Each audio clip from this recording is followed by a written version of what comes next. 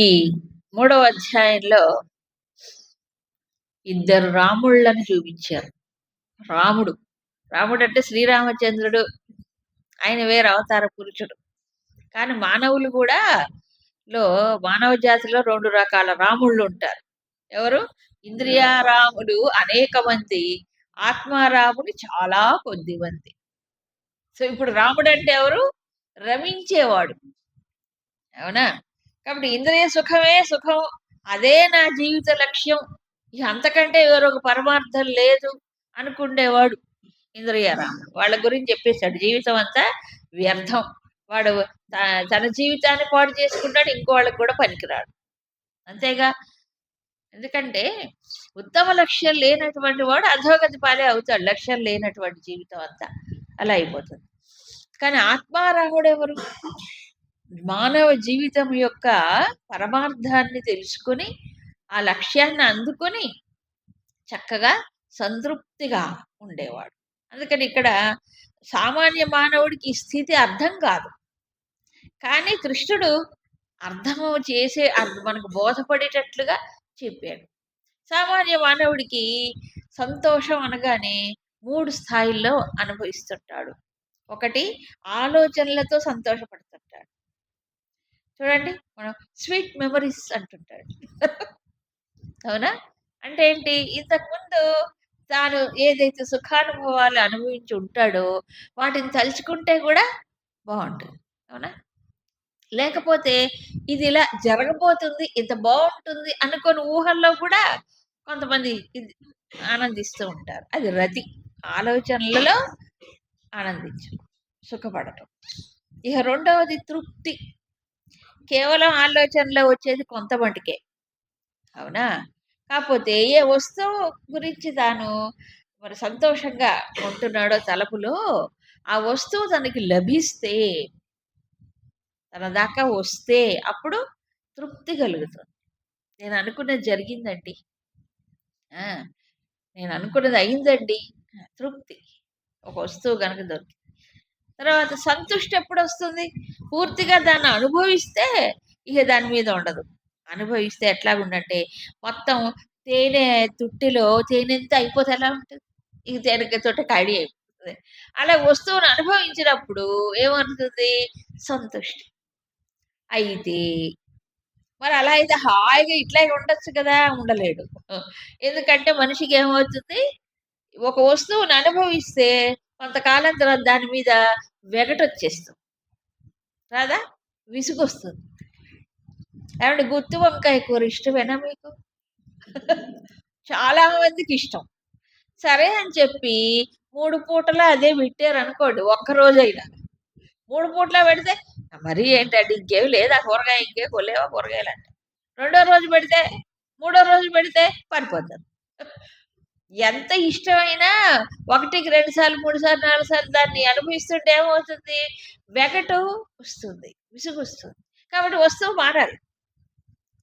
ఈ ప్రపంచ సుఖాలన్నీ అలాంటివే. అవునా? కాబట్టి ఒకటి దాని నుంచి ఇంకో దాన్ని మారుతూనే ఉంటాడు. అప్పుడు సంతృష్టి ఎప్పుడు వస్తుంది? ఇంకా ఎప్పుడూ తృప్తిగా ఉండడం కానీ, సదా తృప్తి కానీ అప్పుడు రతి కూడా రాదు. ఎందుకంటే ఈ మనసు ఇష్ట వస్తువులు తలుచుకోవడం కాదు, అయిష్టమైన కూడా తలుచుకుంటుంది. అవునా కాదా? అంటే ఇష్టం లేనివి, లేకపోతే ఒకప్పుడు దుఃఖాన్ని కలిగించినవి అవి కూడా తలుచుకుంటుంది. అప్పుడు రతి కాదు.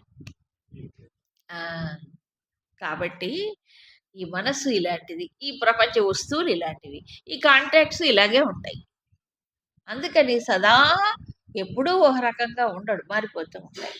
కాబట్టి ఒక్కదానిపైన ఏదైతే నిరవధిక సుఖమో, ఏదైతే అంతరాయములే నిరంతర ఆనందాన్ని ఎప్పుడూ ఇస్తుందో, అది ఏమిటి ఆ వస్తువు అంటే ఒకటే ఒకటి, అది ఆత్మే, తన స్వరూపమే కదా. అది అర్థం చేసుకుని ఇది తనలోనే ఉన్నది అనే శ్రద్ధతో మరి ఈయనేం చేస్తున్నాడు? ఈ మహానుభావుడు దృష్టి అటు నిలుపుతున్నాడు. ఇదే సాంఖ్యం. ఆత్మానాత్మ వివేకముతో అనాత్మనితో తాదాత్మ్యాన్ని వదిలి ఆత్మస్వరూపము తాను అని తాదాత్మ్యం చెందటమే అసలైన జ్ఞానయోగం. మిగతావన్నీ దీనికి సోపానాలే తప్ప ఇంకోటి కాదు. అప్పుడు ఆత్మస్వరూపాన్ని రతి చింతిస్తున్నప్పుడు కూడా ఒక ఆనందం వస్తుంది. అవునా? అనుసంధానం చేసి దగ్గరగా వెళుతూ ఉన్నప్పుడు ఒక ఆనందం. దాంట్లో పూర్తిగా లీనమైనప్పుడు ఇక దానికి అవధులు లేని ఆనందం. ఇది జ్ఞానయోగం. అంతే కదా. కాబట్టి శ్రవణం కూడా ఆత్మ గురించే. అన్యమైనటువంటి వాటిని ఇష్టపడకూడదు. అవునా? అన్యమైన దాన్ని ఇష్టపడకూడదు. రతి, తృప్తి, సంతుష్టి అంతా ఆత్మలోనే ఉంటుంది. ఇంకా అప్పుడు ఆ మహానుభావుడు తస్య కార్యం న విద్యతే, ఆయనకి చేయవలసినటువంటి కర్తవ్యం, విధి, అబ్లిగేటరీ డ్యూటీ, ఇది తప్పనిసరిగా చెయ్యాలి, ఇది చేయకపోతే నీకు పాపం వస్తుంది అనేది ఏమీ ఉండదు. ఎందుకు? స్వరూప స్థితిలో నిరంతర ఆనందం పొందినప్పుడు దేనికోసం చేయాలి పని? మామూలు మనుషులందరూ సుఖం కోసం చేస్తున్నారు. ఈ సుఖం లోపలే పొందుతున్నాడు. ఇంక చేయవలసిన డ్యూటీస్ లేవు. తర్వాత ఇహ దైవతస్య కృతేన, అలాంటి పరిపూర్ణుడైన మరి మహానుభావుడికి కృతేన అకృతేన అంటే ఒక పని చేయటం వల్ల కానీ ఒక పని మానటం వల్ల కానీ ప్రత్యేకమైన ప్రయోజనం, లాభం, సుఖం ఏమీ రాదు. ఎందుకు? ఇంకో దానిపైన ఆధారపడట్లేదు. తర్వాత అర్ధవ్యపాశ్రయ కశ్చిత్ సర్వభూతే, ఏ ప్రాణి పైన కూడా ఆయన ఆధారపడాడు ఈ ప్రపంచంలో కదా. సో ఇప్పుడు చూడండి, ఎవరికి వాళ్ళు ఏమనుకుంటున్నారు? నాకు ఫ్రీడమ్ కావాలి అనుకుంటున్నారు. ఫ్రీడమ్ ఎవరికైనా చూడండి, ఇప్పుడు ఈ లోకంలో నాకు ఫ్రీడమ్ కావాలి అంటాడు. అది చిన్న చిన్న పిల్లలే. మాకు ఫ్రీడమ్ ఇవ్వకపోతే ఎట్లా మమ్మీ, మా డాడీ అంటారు. ఫ్రీడమ్ కావాలి. ఎక్కడ? అన్నిట్లో ఫ్రీడమ్ కావాలి. అంటే ఫ్రీడమ్ అంటే ఏంటి వాళ్ళ ఉద్దేశం? మా ఇష్టం వచ్చినట్టు మేము చేస్తే మాకు ఇష్టం, మీ ఇష్టం వచ్చినట్టు మేము ఎందుకు చేయాలి అంటుంటాడు కదా. గురుదేవులు ఆత్మవికాసం ఒక గ్రంథం, అది ఎవరికి అంటే యువకులకు రాశారు. దాంట్లో మొట్టమొదటి చాప్టర్ ఏమిటి తెలుసా? ఫ్రీడమ్ అండ్ లైసెన్షియస్నెస్ అంటారు. అంటే స్వతంత్రత, ఇంకోటి ఏంటంటే ఇంద్రియ లోలత్వం. లైసెన్షియస్ అంటే విశృంఖలత్వం అని అర్థం. విశృంఖలత్వం అంటే తెలుసు కదా, ఎలాంటి అడ్డంకులు లేకుండా ఇష్టం వచ్చినట్టుగా ప్రవర్తించడం ఇంద్రియ విషయాల్లోనూ మనసు అన్నిట్లో. సో ఏది స్వతంత్రత అని అంటే, నీ మనస్సుకు కానీ ఇతరులకు కానీ మానసికంగా వస్తువులకు కానీ నీ సుఖానికి ఆధారపడకుండా ఉంటే అది స్వతంత్రం. అది నిజమైన ఇండిపెండెన్స్. కానీ మనిషి ఏమవుతుంటాడు సాధారణంగా ప్రపంచంలో?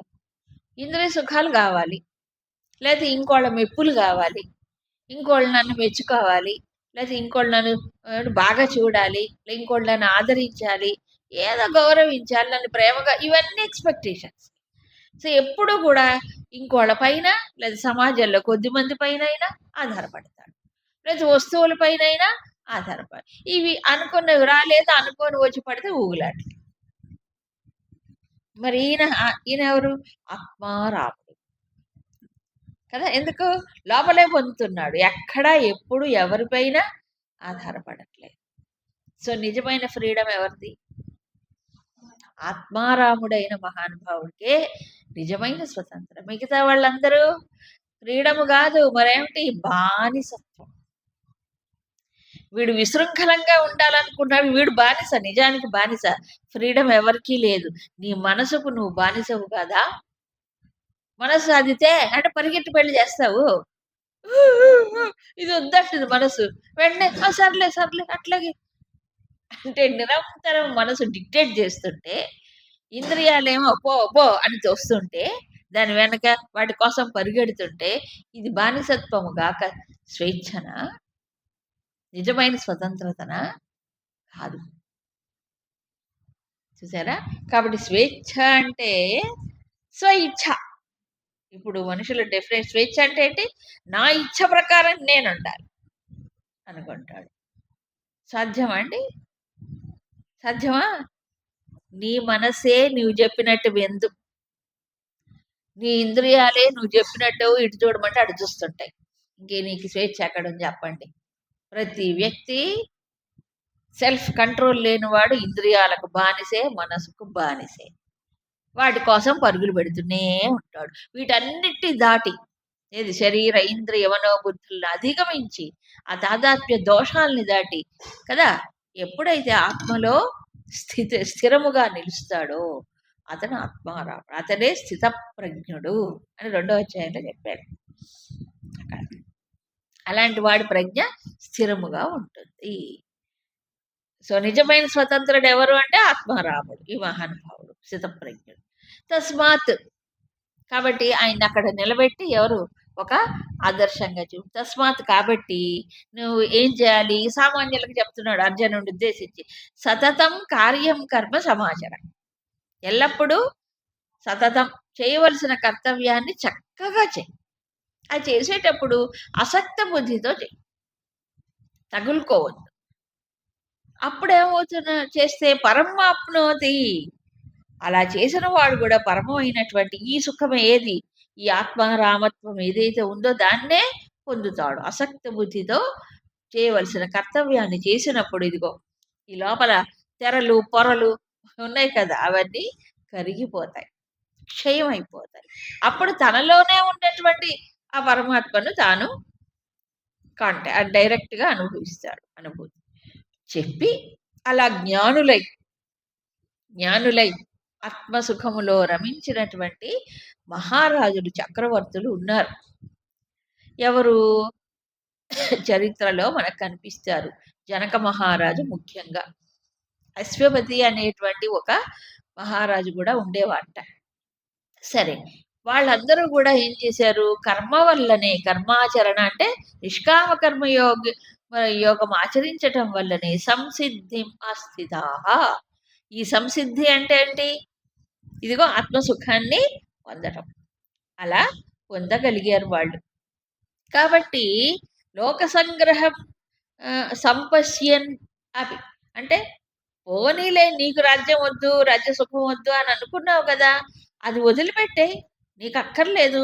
లోక సంగ్రహం, లోకక్షేమం ఆలోచించి ధర్మం నిలబెట్టాలి. నువ్వు క్షత్రియుడు కాబట్టి లోకంలో అధర్మం పెంచి పెరగకూడదు. వాళ్ళని ఏం చేయాలి? అణిచివేసేయాలి. అలాంటి వాళ్ళకి దండన విధించాలి. కాబట్టి ధర్మం కోసమైనా నువ్వు కర్మ చెయ్యి.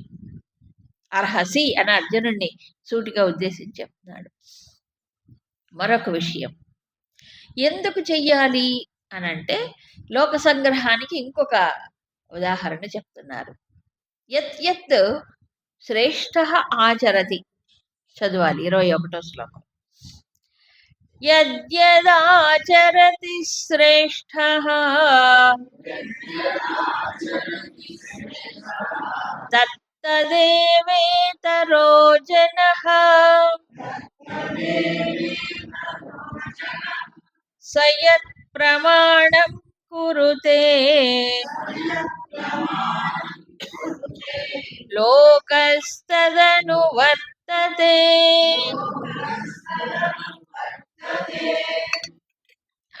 శ్రేష్ఠ యత్ యత్ ఆచరతి, శ్రేష్ఠుడు. శ్రేష్ఠుడు అంటే ప్రధానమైనటువంటి వాడు, ముఖ్యమైన వాడు. ఎక్కడ? సమాజంలో కానీ, ఒక సంస్థలో కానీ, ఒక ఇంట్లో కానీ, రకరకాల ఫీల్డ్స్ ఉంటాయి కదా, యూనిట్స్ ఆఫ్ సొసైటీ.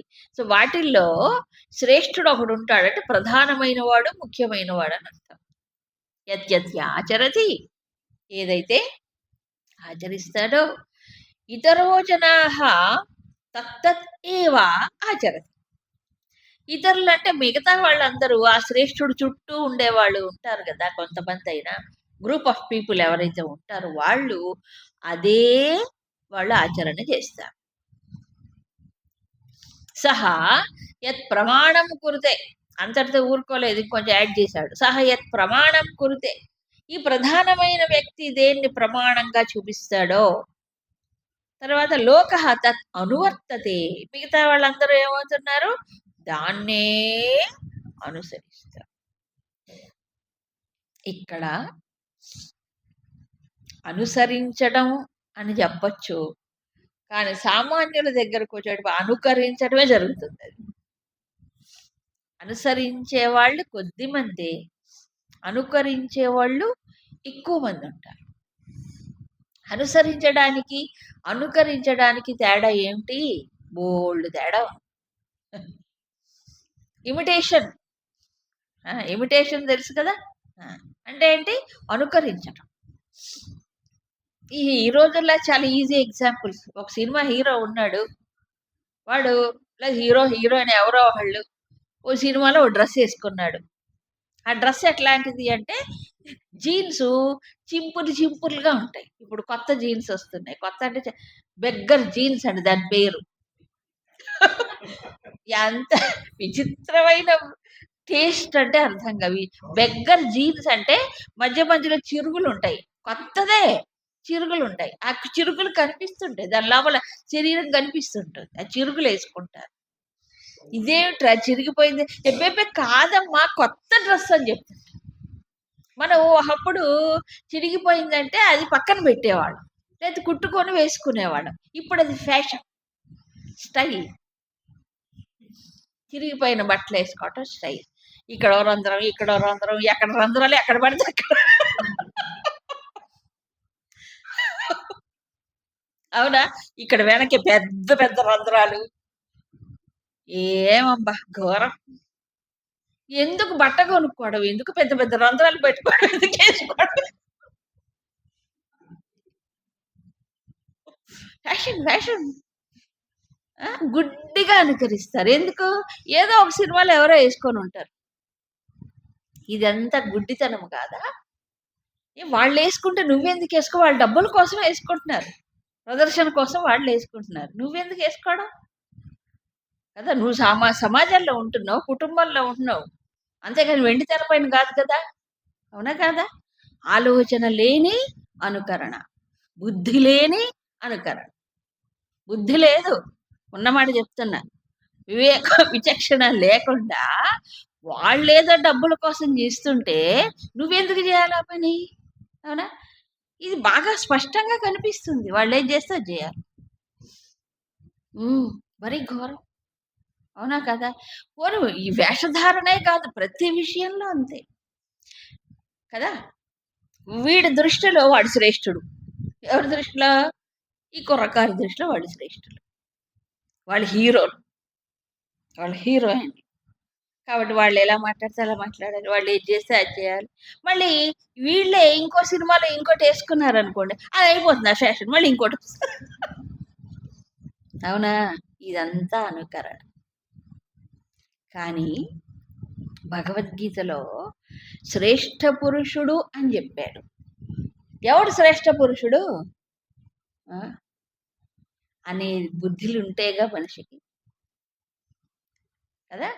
కాబట్టి ఒకప్పుడు సమాజంలో స్టాండర్డ్స్ అనేవి కొన్ని ఉన్నప్పుడు, నైతికమైన కొన్ని విలువలు పాటించేటువంటి సమాజంలో, ఆనాటి సమాజంలో శ్రేష్ఠుడు అంటే ఎవరు? ఒక మంచివాడు, సత్పురుషుడు. అవునా కాదా? ఒక సత్పురుషుడు, అది రాజకీయ రంగంలో కావచ్చు, మరి అదేంటి ధర్మానికి సంబంధించి కావచ్చు, ఏ రంగంలో అయినా ఒక మంచి వ్యక్తి కదా, ఒక ఆదర్శం నిలిపేవాడు. వాళ్ళని చూసి వీళ్ళు ఏం చేసేవారు? ఆ రకంగానే చేసేవారు. ఒకనొకప్పుడు ఖద్దర్, ఆనాటి ఫ్రీడమ్ మూమెంట్ రోజుల్లో గాంధీ గారు ఒక ఆదర్శం చూపించారు అందరికీ. ఏమని? స్వదేశీ వస్త్రములే ధరించాలి, విదేశీ వస్త్రములను బహిష్కరించాలి అనే కదా సహాయ నిరాకరణోద్యమంలో భాగంగా చేశారు. సో ఆనాడు అందరూ ఇన్స్పైర్ అయిపోయి జాతిలో అనేక మంది ఏం చేశారు? అందరూ ఖద్దరే కట్టుకున్నారు. ఎందుకు? ఇది మనము ఇక్కడ తయారు చేసుకున్న వస్త్రం, మనం దాన్నే కట్టుకోవాలి అని అందరూ కూడా చాలా మంది కదా. ప్లస్ నూలు వడకటం అనేది ఆయన పెట్టారు, సూత్రయజ్ఞం అని పెట్టారు ఆ రోజుల్లో. ఎంతమంది అండి ఆ రోజుల్లో కదా. కాబట్టి ఆ రోజుల్లో ఖద్దరు చీప్, పేదవాడి వస్త్రం. ఇప్పుడు ఎమ్మెల్యేలు కట్టుకుంటారు, కాస్ట్లీయెస్ట్ ఇది అయిపోయింది. అవునా కదా. కాబట్టి ఏంటంటే ఇప్పుడు అన్ని మారిపోయాయి. శ్రేష్ఠుడు ఎవరు? ఆదర్శాన్ని నిలిపేవాడు శ్రేష్ఠుడు. అవునా కదా. ఒక ప్రమాణాన్ని నిలిపేవాడు శ్రేష్ఠుడు. ఆ శ్రేష్ఠుల్ని అనుసరిస్తారు సామాన్యులు అని చెప్పారు. కాబట్టి ఇంకొక సూచన కూడా, శ్రేష్ఠుల్నే నువ్వు అనుసరించాలి. శ్రేష్ఠులనే ఒకవేళ నీకు అనుసరించడం చేత కాబట్టి అనుకరించడం అని శ్రేష్ఠుల్నే అనుకరించాలి. అనుకరించడం కంటే అనుసరించడం మంచిది. అంటే బాహ్యంగా అనుకరించటం కాదు, వాళ్ళు ఏం చెప్పారో దాన్ని పట్టుకోవాలి. అవునా కాదా. బాహ్యంగా అనుకరిస్తే లోపల స్టఫ్ ఏమిటో తెలియదు, ఆ లోపల ఎందుకు చెప్పారో తెలియదు, అది మర్చిపోయి వేషధారమే. బాహ్యం అంటే వేషధారణే, స్టైలు కోసం. చిన్మయ మిషన్లు ఫస్ట్లో, ఇప్పుడంటే గురుదేవుని డైరెక్ట్గా చూసిన వాళ్ళు లేరు. ఒకనొకప్పుడు వారిని చూసిన కొంతమంది, ఒక్కొక్క మహాత్ముడు ఒక రకంగా ఉంటారు, వారిని ఇలా ఇలా అనడానికి ఎవరికి హక్కు లేదు. ఆయన ఈ పంచ కట్టుకోవడం ఒక రకంగా కట్టుకుండేవారు చక్కగా, చాలా ఏది చేసినా ఆయన బాగానే ఉంటుంది. ఈ మిగతా వాళ్ళందరూ అట్టాగే కట్టుకోవడానికి ప్రయత్నం చేసేవాడు, పంచ కట్టుకోవడం. తర్వాత ఒక్కోసారి ఆయన ఈ జుట్టు ఇలా మీద పడుకుంటూ ఇలా గుడ్డ కట్టుకునేవారు. ఇక మిగతా వాళ్ళందరూ గుడ్డ కట్టుకోవడం మొదలు పెట్టారు తలకి. అవి ఈజీగా చేయొచ్చు. మరి ఆయన సంతకం ఇలా పెడతారు ఓం రాసేటప్పుడుగానే, ఆ ఓము మొత్తం అందరూ అట్లాగే ఓం అని ఇట్లా పెట్టడం. 10 సార్లు ప్రాక్టీస్ చేస్తే అదే వస్తుంది. ఎన్నో చెప్పలేం. తర్వాత ఆయన మాట్లాడడం కూడా చాలా చక్కని ఇంగ్లీష్ మాట్లాడేవారు. ఆయన బ్రిటిష్ టైంలో ఉండేవారు కాబట్టి అంత బాగా అర్థమయ్యేది, ఫ్లో అలా ఉండేది, ఒక గంగా ప్రవాహమే అది. ఆయన మహానుభావుడు కాబట్టి సహజంగా వచ్చింది. అవి వీడియోలు చూసి చూసి చూసి విని విని విని అలాగే మాట్లాడడానికి ప్రయత్నం చేశారు.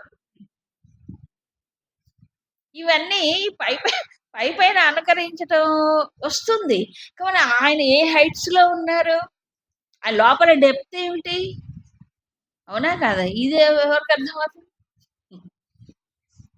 అందుకని శ్రేష్ఠులు ఏదైతే చేస్తారో సామాన్యులకి ఆయన లోపల ఎంత ఉందో తెలియదు, ఎక్కడ ఏ లోతుల నుంచి చేస్తున్నారో తెలియదు. తెలియక ఏం చేస్తారు వాళ్ళు, అనుకరిస్తూ ఉంటారు. అనా అనుసరించడం అంటే తెలియదు, పైపైనే చేస్తుంటారు. అందుకని సహయత్ ప్రమాణం కొరితే, ఆయన ఏదైతే ఇది ప్రమాణం అని చెప్పారో వీళ్ళకి తెలియకుండానే దాన్ని అనుసరిస్తూ ఉంటారు, అదే ఫాలో అయిపోతుంటారు. అనుకరణ అనేటువంటి సామాన్యుడి యొక్క స్వభావం. స్వబుద్ధి ఉండదు, తన బుద్ధితో దాన్ని ఆలోచించడు, కళ్ళతో కనిపించింది చేస్తుంటాడు. అవునా. కాబట్టి పరబుద్ధి పైన ఆధారపడతాడు. అది ఆలోచన లోతులు తెలియవు వాళ్ళకి. కాబట్టి శ్రేష్ఠుడు ఏం చెయ్యాలి అనే విషయాన్ని చెప్తున్నాడు. సమాజాన్ని కానీ కుటుంబాన్ని కానీ మరొకటి కానీ ఒక పద్ధతిలో నిలబెట్టాలంటే ఈయనని మిగతా వాళ్ళందరూ చూస్తుంటారు. కాబట్టి ఏం చేయాలి శ్రేష్ఠుడు, ఒక స్టాండర్డ్ అంటే దేంట్లో స్టాండర్డు, మోరల్ స్టాండర్డ్, జీవితంలో ఒక ప్రమాణం. అందుకే ప్రమాణం కురితే, ఈ ప్రమాణం అనే పదానికి అర్థం ఏమిటి, ప్రమాణం చేయటం కాదు అక్కడ, మరేమిటి, ఆదర్శం, స్టాండర్డ్ అంటారు దాన్ని. అది నిలబడి మిగతా వాడు ఫాలో అవుతారు. అవునా కాదు. అందుకు ఇప్పుడు అర్జునుడు ఇప్పుడు ఏమంటున్నాడు, నేను యుద్ధం చేయను అంటున్నాడు కదా, నువ్వు చూసుకోవయ్యా నీ సంగతి. ఇప్పుడు నువ్వు చూడు, నువ్వు ఎవరివి, ఈ క్షత్రియ సమాజంలో ఆనాడు ఈయనెవరు, ఒక శ్రేష్ఠుడు, క్షత్రియ శ్రేష్ఠుడు అర్జునుడు. అప్పటికే చాలా గొప్ప పేరు పొందాడు కదా. కాబట్టి నువ్వు ఈ ప్రకారంగా నువ్వు యుద్ధం చేయడం మానేస్తే ఏమిటి, దేనికోసం, అయ్యో నా వాళ్ళని చంపుతున్నాను కదా, నాకు పాపం వస్తుంది కదా, ఇవన్నీ పెట్టుకొని నువ్వు నువ్వు ఇప్పుడు యుద్ధం చేయడం మానేసావు అనుకో, అప్పుడు మిగతా వాళ్ళు ఏమవుతుంది? సమాజం అంతా, క్షత్రియులందరూ కూడా అర్జునుడే మానేశాడు ఆనాడు, మాకేమిటి, మేమెందుకు చేయాలనుకుంటాం. ఆయనే అట్లా చేస్తే మాకేమిటి, మేము కూడా అంతే అంటారు. అంటే ఏంటి? అదే చూసుకుంటారు. ఏదైతే నెగటివ్ అదే చూసుకుంటాడు. కానీ అర్జునుడిపై ఎందుకు బాధపడ్డాడు అనేది చూడరు. ఆయన మానేశాడు, మేము మానేశాం. అవునా? కాబట్టి ఆయనకు వచ్చిన ప్రాబ్లం ఏంటి, అది అర్థం చేసుకోరు కదా. సో బాహ్యమైనదే చూస్తారు, కానీ భావము చూడరు. భావం చూడరు, లోతును చూడరు. బాహ్యమైనదే చూసి దాన్నే ఇమిటేట్ చేస్తారు. చాలా మంది అంతే, చాలా మంది అంతే. చిన్న చిన్న విషయాలే కాదు, పెద్ద పెద్ద విషయాలు కూడా అంతే. కాబట్టి శ్రేష్ఠుడు ఎలాగ ఉండాలి? ఇంతకి శ్రేష్ఠుడు ఎవరు అనే ఒక పెద్ద ప్రశ్న. ఎవరండి శ్రేష్ఠుడు అంటే, గురుదేవులు ఒక విషయం చెప్పేవారు ఈ పర్టికులర్గా ఈ శ్లోకానికి. శ్రేష్ఠుడు అంటే ఎవరో గొప్ప హీరో, గొప్ప నాయకుడు అవ్వక్కర్లేదట. ఒక చిన్న సమాజంలో అంటే ఏంటి, ఎక్కడికక్కడ గ్రూప్ ఆఫ్ పీపుల్ ఉంటారు. ఒక ఇల్లు, ఒక ఫ్యామిలీ ఉందనుకోండి, ఒక కుటుంబం అంటే ఈ రోజుల్లో అయితే చిన్న కుటుంబం, కానీ పూర్వం పెద్ద కుటుంబాలు ఉండేవి.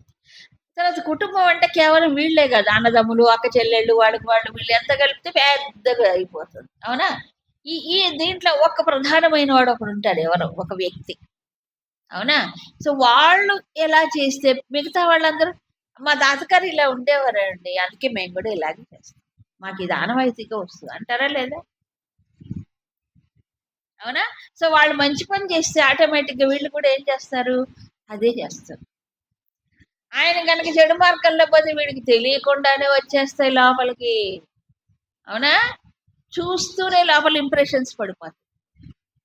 ఏంటోనండి, ఆయన తాగేవాడు, వీడి కూడా అదే అలవాటు అయిపోయింది, వీడికి కూడా అయిపోతుంది. మంచి అయినా చెడైనా ఈ కళ్ళు చూసి ఏం చేస్తాయి, లోపలికి వెళ్ళిపోతాయి, అవన్నీ ఇంప్రెషన్స్ పడిపోతాయి. మళ్ళీ వీడికి అలాగే చేయాలని, మా నాన్న చేస్తే మేము ఏం చేయకూడదేంటి? వాడు విచిత్రం ఏంటంటే మంచిని పట్టుకోడు, చెడును పట్టుకుంటాడు. ఈ అనుకరించే వాళ్ళు తమకేది అనుకూలమో ఆ పాయింట్ పట్టుకుంటాడు, కానీ వాళ్ళలో ఇంకా మంచివి చాలా ఉంటాయి, అది పట్టుకోడు. తన బలహీనతలు సపోర్ట్ చేసుకొని ఇది పట్టుకుంటాడు. ఎవరో కొంతమంది అనుసరిస్తారు మంచి. సో 2 రకాలు ఉంటాయి అన్నమాట మనిషిలో. స్వబుద్ధి లేనటువంటి వాడు ఏం చేస్తాడు, ఆయన చేసిందే మేము చేస్తాం అంటారు. అందులో మంచిని స్వీకరించి దాన్ని అనుసరించే వాళ్ళు కొద్దిమంది అయితే, ఏదైతే తమకు అనుకూలంగా ఉంటుందో దాన్నే చేసేవాళ్ళు మరి కొంతమంది ఉంటారు. ఎక్కువ మంది సమాజంలో ఆలోచన రహితంగా ఏం చేస్తారు, ఫాలో అయిపోతారు. ఇక చెప్పాను కదా, హీరోయిన్లను ఫాలో అయిపోయిన వాళ్ళు ఏమైనా ఆదర్శ పురుషులా? ఏమన్నా చెప్పండి పోని. ఏమీ లేదు, ఏ ఆదర్శము లేదు అక్కడ. ఒకప్పుడు అంటే సమాజం పోల్చి చెప్తున్నా, ఒకప్పుడు ఈ సినిమాల్లో కూడా హీరో మంచివాడై ఉండేవాడు, ఇప్పుడు హీరో రౌడీ అయిపోతున్నాడు. అవునా కదా? ఒకప్పుడు హీరో అంటే ఎట్లుండేవాడు, సమాజంలో ఒక మంచి స్థానం ఉండి, ఒక గౌరవనీయమైన పొజిషన్ ఉండి, ఎక్కడైనా అన్యాయం చేస్తే వెంటనే వెళ్ళి వీరుడుగా వాళ్ళందరూ డుష్ వాళ్ళతో ఫైట్ చేసి గెలిచి, అవునా కాదా, ఒక మంచి లక్షణాలు కొన్ని చూపించేవాళ్ళు హీరోల్లో. అవి చూసినా పర్వాలేదు కొంత. ఇప్పుడు అట్లా లేదు, స్టాండర్డ్స్ అన్ని పడిపోయి దిగజారిపోయినాయి. కాబట్టి ఏమైపోతుంది చెప్పండి, వీడు అలాంటి హీరోల్ని కనుక ఆరాధిస్తే, అలాంటి వాళ్ళని ఇమిటేట్ చేస్తే వీడి స్టాండర్డ్స్ ఏముంటాయి, వీళ్ళు ఎలా తయారైపోతారు? ఇప్పుడు అదే కదండి, అదే వస్తుంది సమాజం. అందుకు 2 ఇక్కడ ఇప్పుడు సమాజాన్ని గురించి ఆలోచించినప్పుడు నిజమైనటువంటి శ్రేష్ఠుడు ఎవరో తెలుసుకొని వాడిని ఆయన్ని అనుసరించాలి. అందరూ శ్రేష్ఠులు కాదు కదా. ఇంకొకటి ఇటు నుంచి అటు చూద్దాం. ఎవరికి వాడు తన స్థానంలో తాను శ్రేష్ఠుడుగా ఉండాలి. ఎందుకంటే తనను చూసి ఇంకా నలుగురు ఫాలో అయిపోతారు. ఒక ఇంట్లో చిన్న కుటుంబమే అనుకోండి, తండ్రి, అన్న, తమ్ముడు, చెల్లెలు ఉన్నారు. అవునా కదా? చిన్నప్పుడు ఏమీ తెలియని వయసులో పసితనంలో తండ్రిని చూస్తారు. అవునా కాదా? ఆ పెద్దవాళ్ళని చూస్తారు. పొద్దున్న లేచే అలవాటు ఉందనుకోండి పెద్దవాళ్ళకి, అప్పుడు వీళ్ళు కూడా ఏమవుతుంది సహజంగా ఉదయమే లేచేసి గగబగబా తెగులుకొని ఏదో చేసే అలవాటు ఉంటుంది. ఇప్పుడు తల్లే 9ంటికి లేస్తుంది. ఎవరు? గృహిణి. గృహిణి లక్ష్మీదేవిలాగా ఉండాల్సి 9 9ంటికి లేచి ఏం పనులు చేస్తారండి? ఉం? అప్పుడు వీళ్ళు పెద్దవాళ్ళే స్కూల్కి వెళ్ళాలి వీళ్ళు. అప్పుడు లేస్తే పిల్లలకి ఏం పెడతారండి? రేపు ఈ పిల్లలు రేపు ఏం నేర్చుకుంటారండి? వాళ్ళు కూడా 10ంటికి లేస్తారు. అవునా? చూడండి, ఇప్పుడు ఇంట్లో పెద్దలు ఏదైతే చేస్తారో దాన్ని చూసి నేర్చుకుంటారు పిల్లలు. వాళ్ళకి మనము చెప్తే అర్థం కాదంట, చూసి నేర్చుకుండేది ఎక్కువ చిన్నతనంలో. పెద్ద అయిన తర్వాత ఎక్స్ప్లెయిన్ చేయాలి. కాబట్టి శ్రేష్ఠుడు ఇంట్లో ఎవరైతే పెద్దలుగా ఉన్నారో వాళ్ళు చూసి అనుకరిస్తారు ఎక్కువ మంది, కొద్దిమంది ఆలోచించి అనుసరిస్తారు. ఎక్కడైనా అంతే. ఇప్పుడు ఈయన ఎవరు? ఆనాడు క్షత్రియులందరిలోకెల్లా ఈయన శ్రేష్ఠుడు, అంటే మహావీరుడు. అంటే భీష్మాది ఆచార్యులు ఉన్నారు, భీష్మాచార్యులు, కానీ ఆనాటి యువతలు అంటే చిన్నవాళ్ళ ఈయన శ్రేష్ఠుడు. కాబట్టి నువ్వేం చేయాలి? నిన్ను చూసి రేపు అందరూ నిన్ను ఆదర్శంగా తీసుకోకూడదు. అంటే యుద్ధరంగంలోంచి పారిపోవటం, నిష్క్రమించడం, యుద్ధం చేయకుండా అనేది ఉండకూడదు. విజయమో వీరస్వర్గం అనేది క్షత్రుడి యొక్క లక్షణమై ఉంటుంది. నువ్వు దాన్ని తీసేస్తే, పారిపోతే రేపు ఇక వాళ్ళకు వచ్చినటువంటి అన్ని సమస్యలకు కూడా అర్జునుడినే ఆదర్శంగా చూపిస్తారు రేపు తరంలో. అందుకు నిష్క్రమించటము తగదు అని అర్జునుడు చెప్పాడు దృష్టిలో. ఇప్పుడు శ్రేష్ఠుడు ఎవరు? కుటుంబంలో ఓ తండ్రో ఓ పెద్దన్నో శ్రేష్ఠుడు. ఓ సంస్థలో ఎవరో రకరకాల హెడ్స్ ఉంటారుగా. పెద్ద సంస్థ ఉందనుకోండి, ఒక పెద్ద హెడ్, చిన్న హెడ్ ఉంటారు కదా వాళ్ళు.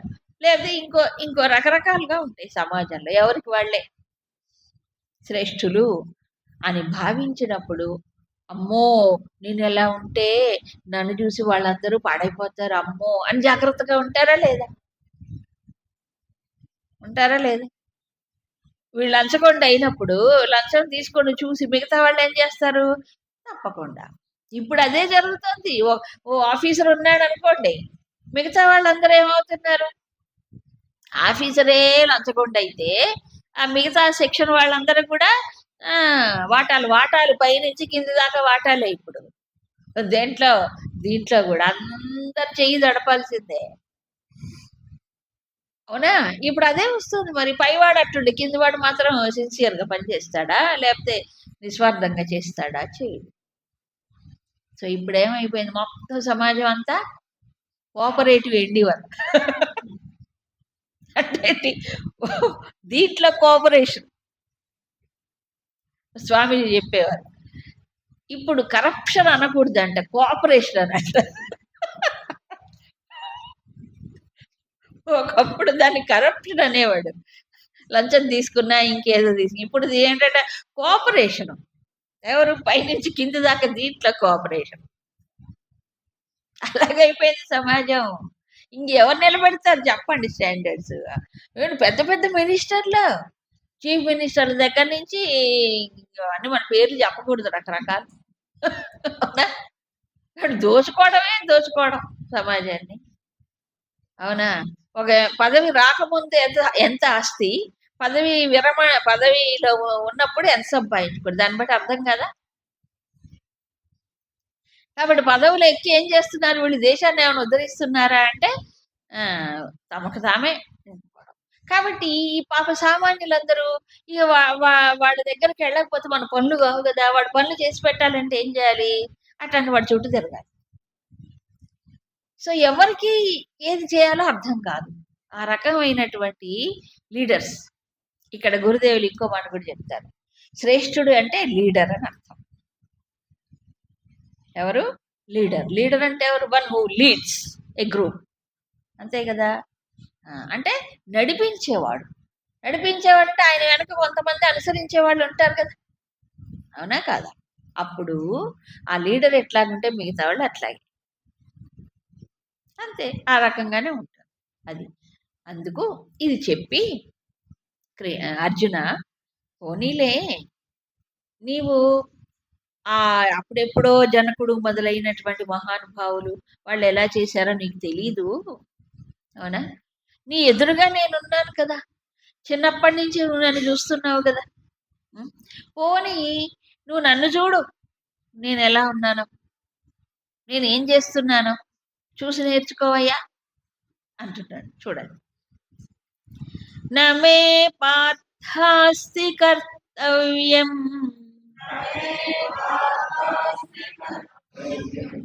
త్రిషు లోకేషు కించన నానవాప్తమవాప్తవ్యం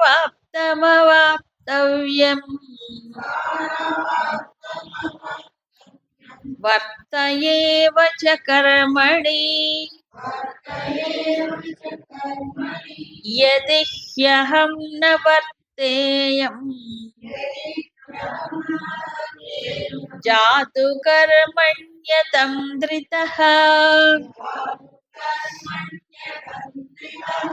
మమ వర్త్మానువర్తంతే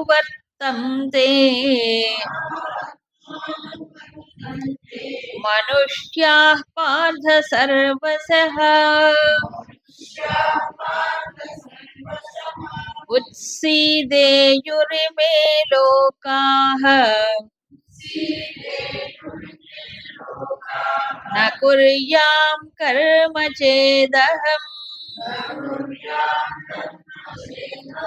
సంకరస్య చ కర్తా స్యాం ఉపహన్యామి మాః ప్రజాః. ఇప్పుడు అర్జునుడు కర్తవ్య దృష్టితో కర్మ చేయాలని చెప్పాడు. నన్ను చూడవయ్యా, కృష్ణుడు ఎవరు ఇక్కడ?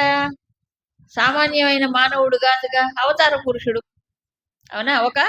ఒక పరిపూర్ణుడైనటువంటి మహానుభావుడు, అవతార పురుషుడే ఆయన, అవునా? ఇప్పుడు ఆయన సాక్షాత్ ఈశ్వరుడు, ఈ లోకాలన్నీ కూడా నడిపించేవాడు, శాసించేవాడు అనే సంగతి అంత ఇది అర్జునుడికి తెలియదు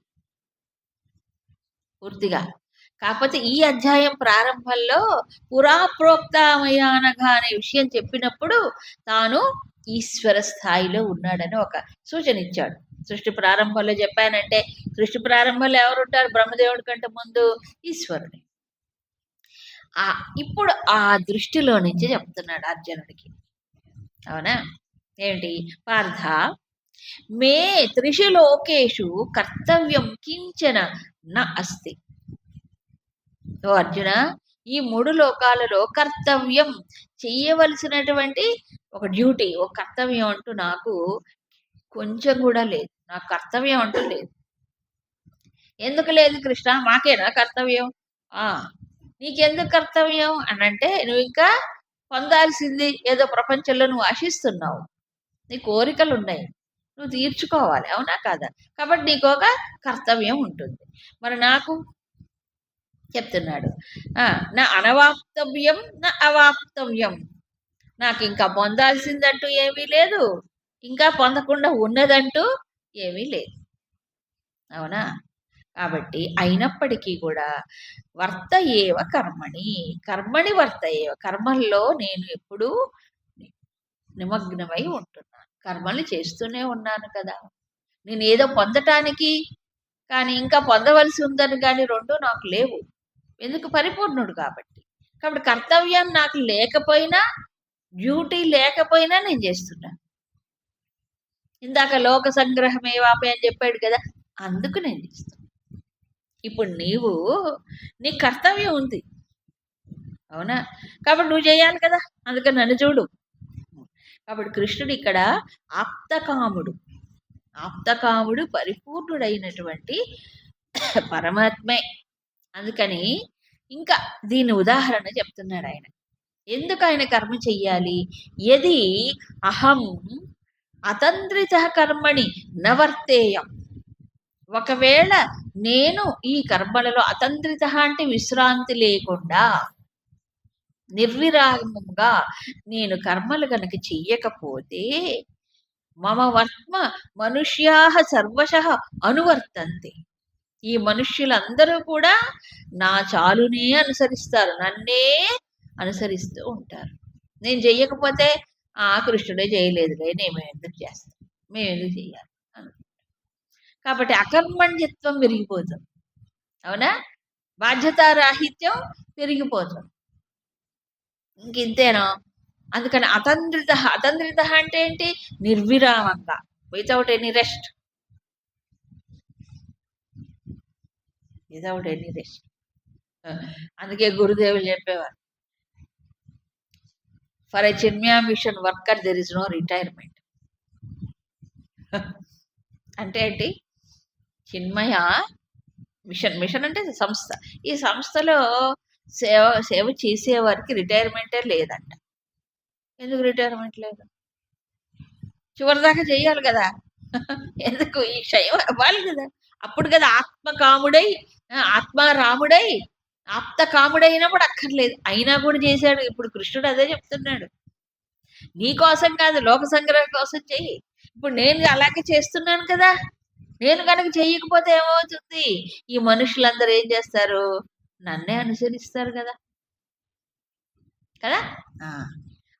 ఇంకొక దృష్టి, ఒకటి ఈశ్వర స్థాయిలో నుంచి, తర్వాత ఒకటి ఒక మహానుభావుడు ఆదర్శ పురుషుడు స్థాయిలోంచి చెప్తున్నాడు. ఇక్కడేమో ఆదర్శ పురుషుడు స్థాయి, అవతారం తీసుకున్నాడు కదా. ఆయన అవతారం తీసుకున్నప్పుడు ఎందుకు అవతారం తీసుకున్నాడు? 4వ అధ్యాయంలో చెప్తాడు, ధర్మాన్ని రక్షించటం కదా. ధర్మోద్ధరణ లోకోద్ధరణ, అందుకు చేస్తుంది. అలా కాకుండా ఈశ్వరుడు అంటే ఎవరు? ఈ మొత్తం 14 లోకాలని కూడా నడిపించేవాడు, వాటిని నిలిపేవాడు, వాటిని పోషించేవాడు.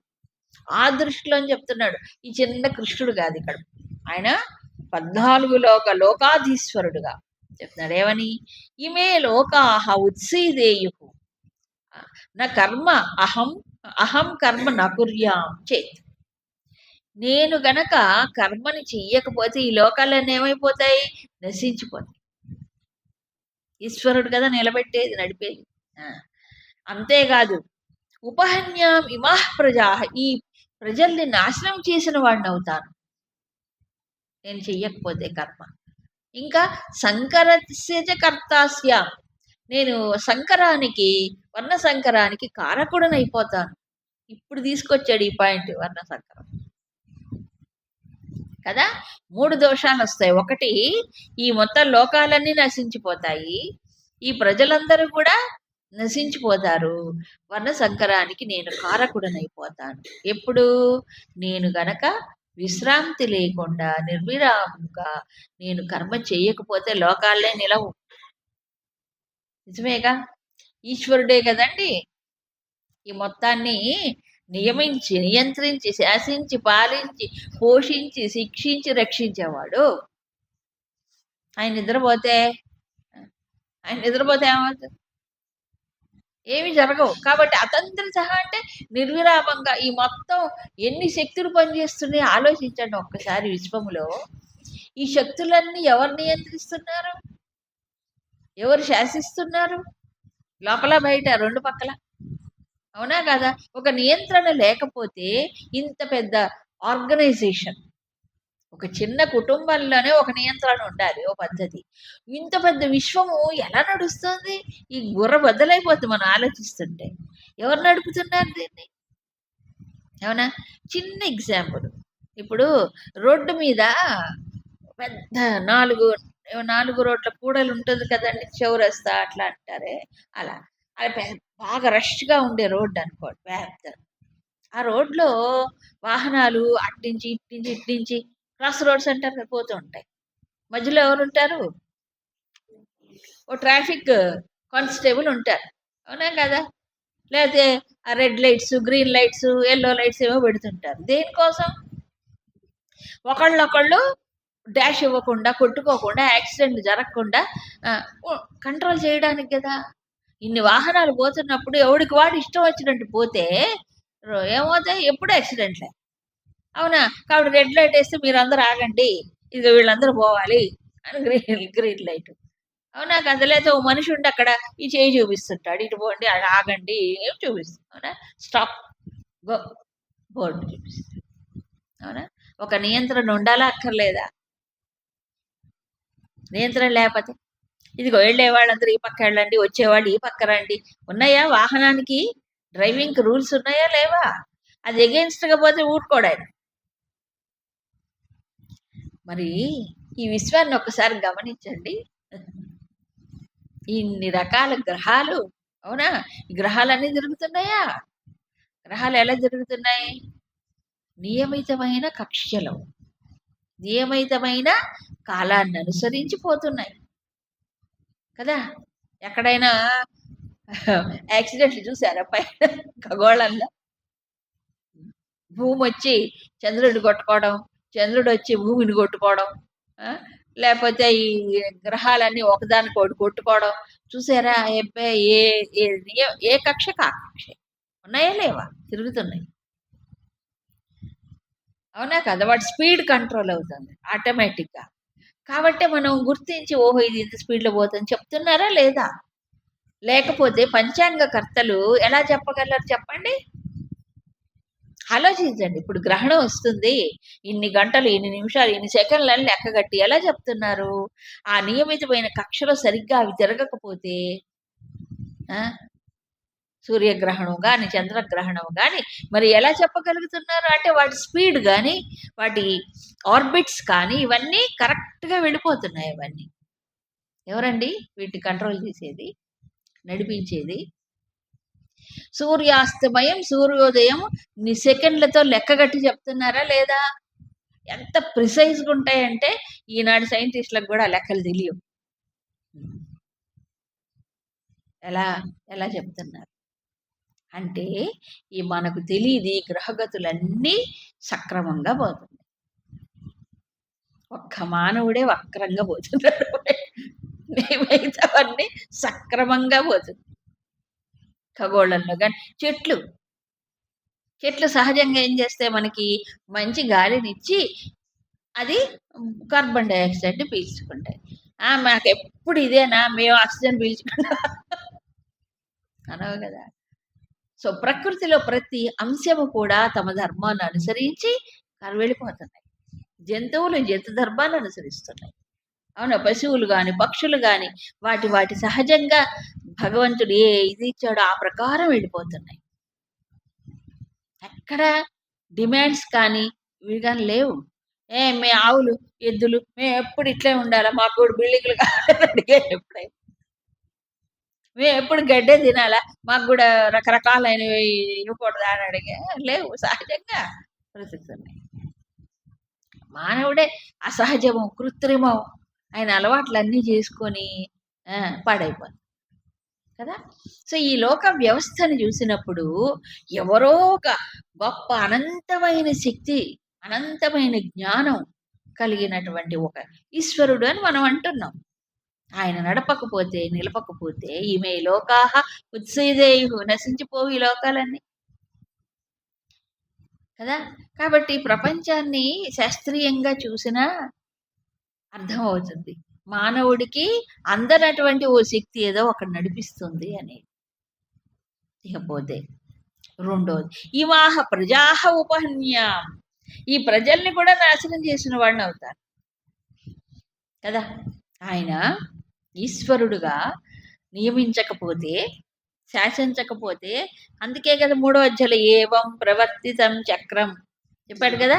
నానువర్తయతి హయ అఘాయము ఇంద్రియారామ, వాడి జీవితం వ్యర్థమైపోతుంది కదా. అందుకని భగవంతుడు ఏం చేస్తాడట? ఆయన నిర్విరామంగా చేస్తున్నాడు. లోకాలు కూడా పాడైపోతాయి. ఈ లోకులు అంటే ఈ ప్రజలు, జంతువులు పశుపక్షాదుల గురించి చెప్పట్లే, ప్రజల గురించి చెప్తున్నాడు. ప్రజలు ఎవరు? బుద్ధితో ఆలోచించేవాడు. సో వాళ్ళు కూడా ఏమవుతారు? దారి తప్పుతారు. ఇంకొక విషయం చెప్తున్నాడు. ఇందాక మొదటి అధ్యాయంలో అర్జునుడు ఏ వర్ణ సంకరం గురించి పెద్దగా వివరించి చెప్పి బాధపడ్డాడో దాని గురించి చెప్తున్నాడు ఇక్కడ. అక్కడ ఏం చెప్పాడు ఆయన? యుద్ధంలో అనేక మంది చచ్చిపోతారు. పురుషులందరూ చచ్చిపోతే స్త్రీలకు ఎవరు ఆధారం ఉండరు కదా. అలా వాళ్ళ ధర్మాలు పోతాయి, కుల ధర్మాలు, వంశాలు అన్నీ పోతాయి. ఆ, ఆ, కాబట్టి వర్ణ సంకరం అయిపోతుంది అన్నాడు అక్కడ అర్జునుడు. ఇక్కడ భగవంతుడు ఏమన్నాడు? సంకరస్య చ కర్తాస్యాం. ఈ కొంచెం లోతైన విషయం. సంకరం అంటే ఏం సంకరం? ఇక్కడ వర్ణ సంకరమే. వర్ణ సంకరం అని భగవంతుడు, నిజంగా భగవంతుడు వర్ణ సంకరం చేస్తా, నేను నిర్విరామంగా పని చెయ్యకపోతే వర్ణ సంకరం చేసిన వాడిని అవుతాను అన్నాడు.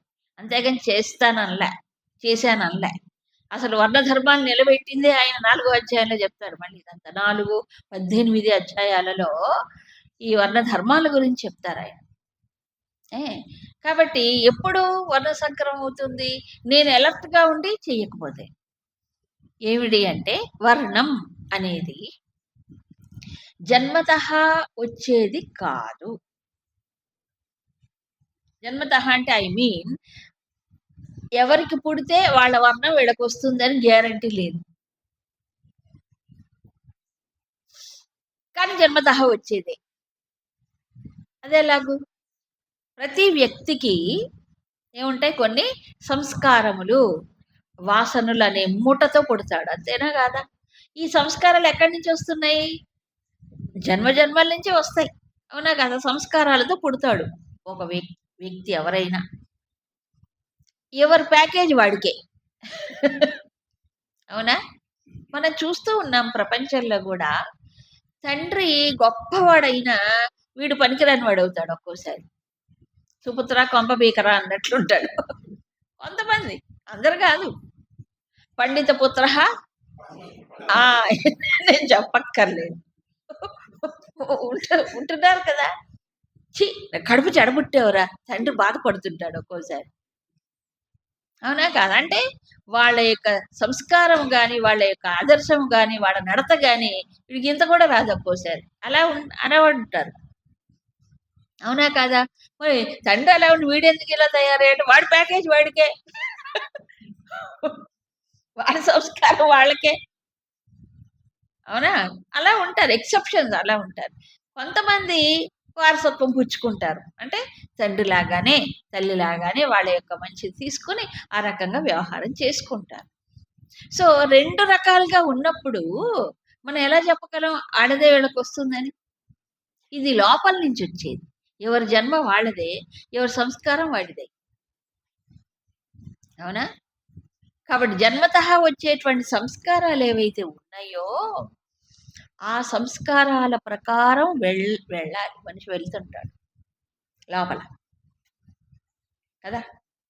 కాబట్టే ఏమన్నారంటే జన్మతః వచ్చే సంస్కారానికి కొంత మెరుగుదిద్దటమే, మెరుగు పెట్టడమే విద్య అన్నాడు.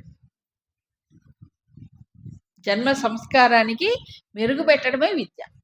సంస్కారానికి విరుద్ధంగా చదువులు ఉండేవి కాదు ఒకప్పుడు.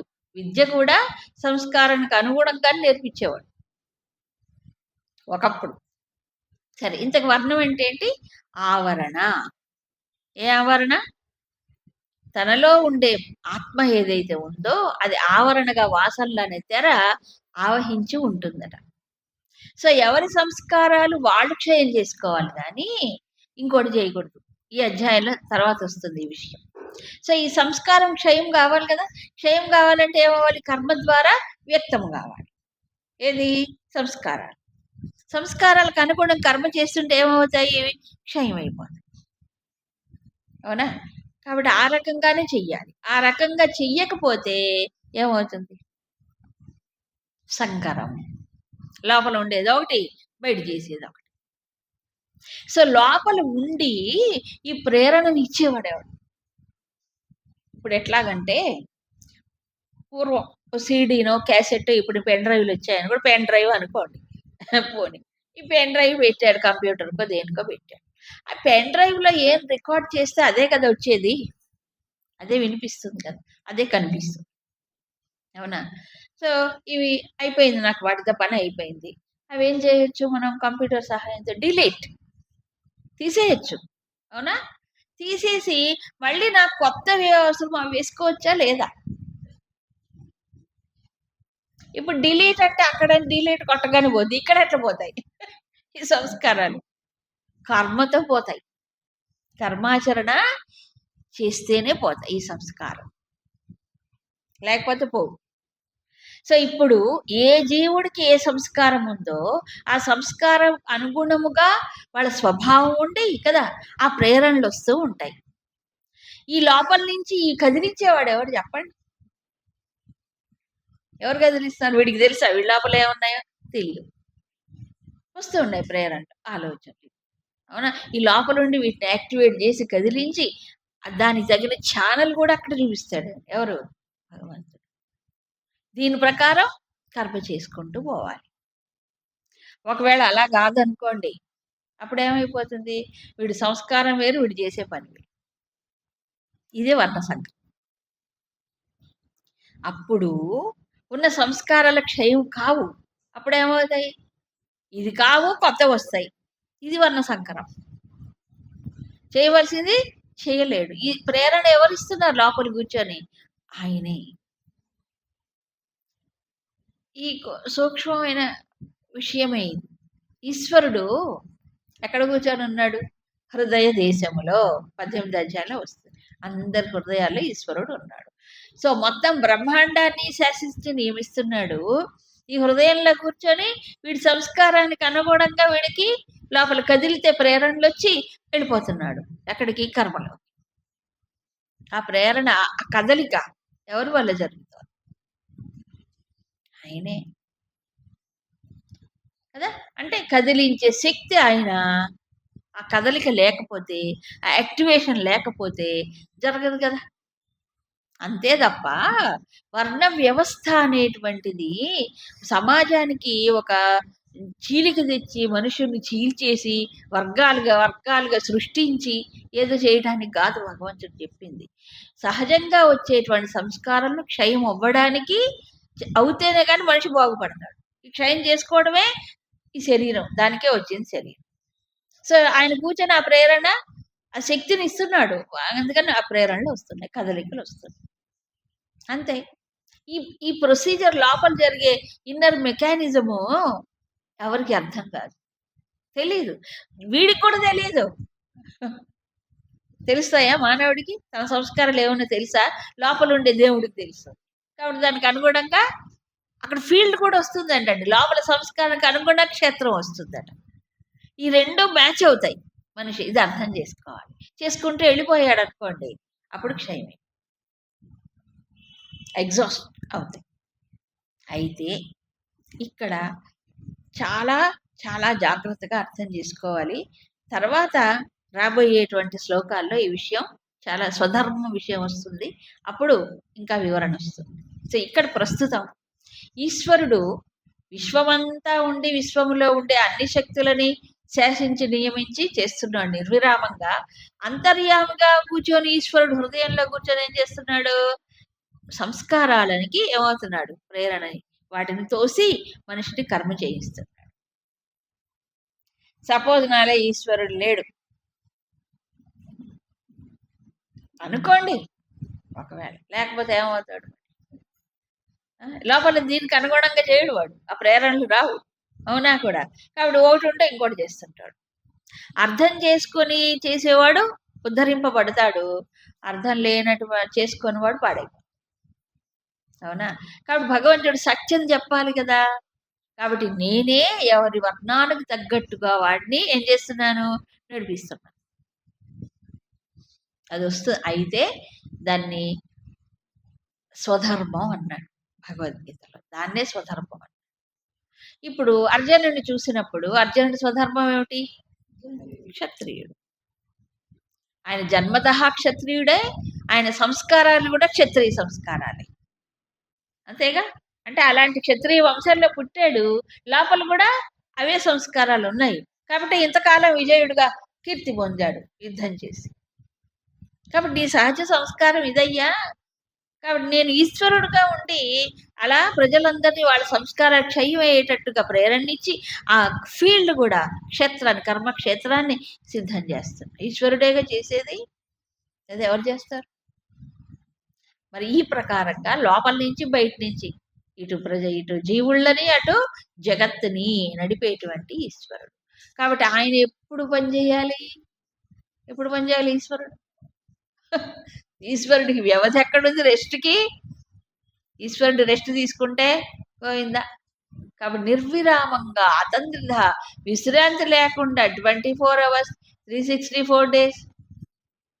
ఇంకా ఈ సృష్టి మొదల నుంచి ప్రారంభం అంతమయ్యే వరకు చేయాలి. ఈశ్వరుడికి విశ్రాంతి లేదు. వెంకటేశ్వర స్వామికి సుప్రభాత సేవ చేస్తారు, రాత్రి ఏకాంత సేవ చేస్తుంటారు. ఏకాంత సేవ చేయడం అంటే స్వామి విశ్రాంతి తీసుకో, నిద్రపో అని చెప్తుంటారు. పొద్దున్న లేచి స్వామి కౌసల్య సుప్రజారామ పూర్వాసంధ్య నిద్ర లేవయ్యా. ఆయన నిద్రపోతేగా లేవడానికి. స్వామి భగవంతుడికి విశ్రాంతి ఎక్కడుంది? నువ్వు నిద్ర లేపటం నిద్రపుచ్చటం అనేది నీ తృప్తి కోసం నువ్వు చేస్తున్నావు. ఆయనకి విశ్రాంతి లేదు. అతంత్రిత. నేను చెప్తున్నాడు, నేను కనుక అలా చెయ్యకపోతే ఈ లోకాలు నాశనం అయిపోతాయి, ప్రజలు పాడైపోతున్నారు. అవునా? పైగా నన్ను అనుసరించి ఈ ప్రజలందరూ కూడా ఈ మార్గంలో అందరు అకర్మణ్యత్వం అంటే కర్మశూన్యులైపోతారు. కర్మల్ని మానేసి కూర్చుంటారు, కర్తవ్యాన్ని విస్మరిస్తారు కదా. కాబట్టి నన్ను చూడు, నాకేం కావాలి ఈ ప్రపంచంలో? ఏమీ అవసరం లేదు. 3 లోకాలలో కదా. నేను పొందాల్సింది ఏమీ లేదు, ఇంకా పొందకుండా ఉన్నది ఏమీ లేదు, కానీ నేను చేస్తాను. సో ఈశ్వరుడుగా ఆయన తన ఉదాహరణ చెప్పారు.